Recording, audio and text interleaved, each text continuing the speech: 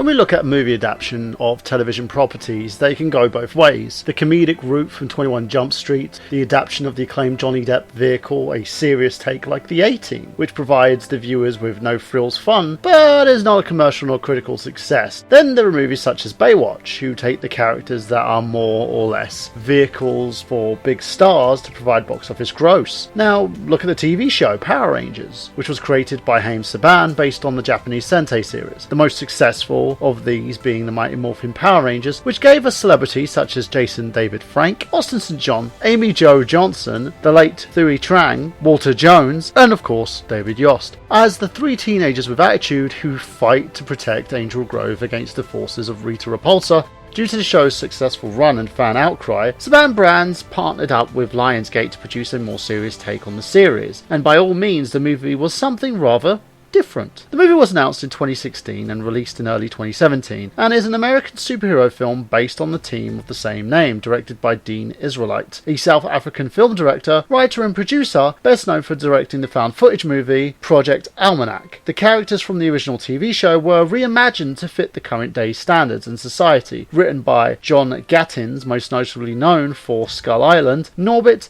and of course Meet Dave. I must say this take on the characters is surreal. The whole teenagers with attitude gimmick fits the characters rather well. They are kind of followed and brought together due to their struggles, with Trini's dealing with her sexuality, Billy's autism and dealing with the impact of his father's loss, Jason struggling to accept his own life and wanting to be more than just as what he's perceived as he lashes out on society that sees him as nothing more than a jock. The most underwritten of the four characters is Zach, played by Ludi Lin. Dealing with his mother's illness, he seems brash, sarcastic, and extremely uptight. Kimberly's story of dealing with her past and also being a bully, Naomi Scott plays to her character's strengths, her remorseful behaviour, and the consequences of her actions. Watching these four kids and ultimately come together by being forced into a situation that they had no control over shows a narrative on today's society and the impact that has on these four youths, despite the yearning of some who were disappointed with only seeing a small portion of the fights. It really spoke volumes on how progressive Saban Brands have become, with the known history of issues between David Yost and the fact that certain individuals from Saban treated his struggle with his sexuality as a disease. It shows how progressive this step is. Right now, the LGBTQ scene has become more and more prominent. Trini's struggle has been taken lightly and has become a pleasure to watch, with her family dealing with her situation as though she is a degenerate, with their aggressive tone and lack of communication. Her situation complements Jason's, who has a father who is attempting to deal with his son's rage. How Jason lashes out is thrusted into a leadership of the Power Rangers, a team of misfits who had no idea how to work together. None of these young kids have an idea what the hell they are fighting for. They just know that they're angry at the world. Bryan Cranston as Zordon, and his role was kind of a role that he was born to play, a character with layers who was otherwise seen as a background character. In this series, the former Red Ranger who was betrayed by his teammate as he was attempting to save the world. Rita has become obsessed with gold as she seeks the Zeo crystal that is embedded in the earth, that if removed would destroy the human race and give her the ultimate power that she needs, and has become a big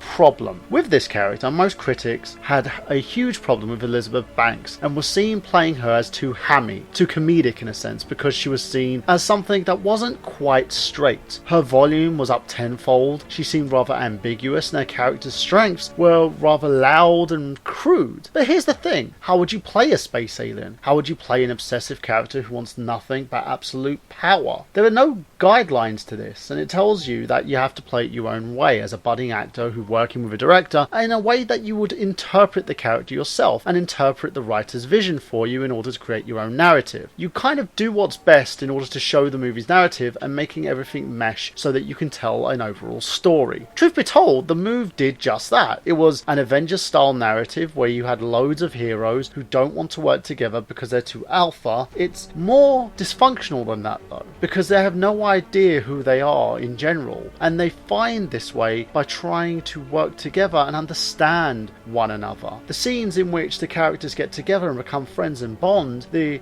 action scenes become secondary to those characters because you're looking at an overall story and an overall narrative for each individual, and it helped build this movie and made it more and more polarizing. The visuals are beautiful, changing from the commonplace dark tones to the beautiful, more colourful visuals that help set the scene. From the reviewer's standpoint, it really did set the tone from what a superhero movie can be, despite the overall issues with blatant product placement. With the Krispy Kreme situation, is it kind of off-putting? Yes. It turns you off from the already established narrative and can as well be ignored though. The fight scenes, the struggle of the four rangers really helps set the stage. Does it bring you back into the movie despite the lack of charm from the MacGuffin that is the product placement? Well, yeah. I really do hope the second movie is on the cards despite the Power Rangers' dismal failure in the domestic and foreign markets, as there is a story here, one that's more than a superhero movie and could create a highly popular franchise that does something different than the Marvel Universe. So let's get to the score. Between 1 being the worst and 5 being its best, I give the movie a solid 4. They need to tone down the in-your-face product placement and focus more on character development, especially if the rumours are true and there will be an eventual debut of Tommy Oliver, who is, maybe stand correctly, played by a female character. Hopefully there is a future for the series despite these issues stemming from the first movie, but only time will tell. Do you agree or disagree? Do you want to see more? And if you do, what do you think of this movie review? Make sure you leave a comment, like, and subscribe to Nerd Genius for more MovieFile. And as always, this has been Michael Burhan saying that I shall see you soon at the movies.